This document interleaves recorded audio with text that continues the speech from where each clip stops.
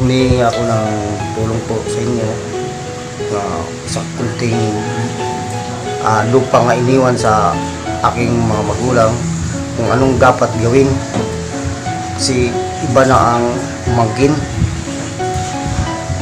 Ano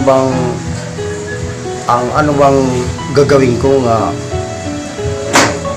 iba na ang yung nagbubuhis Sir, saan lugar po ito?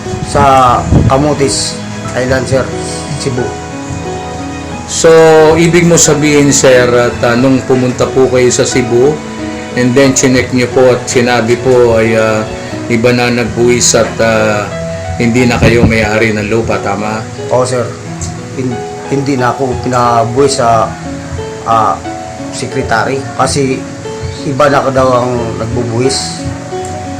So, anong gusto yung action na gawin po natin? Sir, ang gusto ko lang maibalik lang sa amin ba ang iniwan sa aking magulang maliit nga lupa pang si wala kong kakayahan na yung mahirap lang akong tao.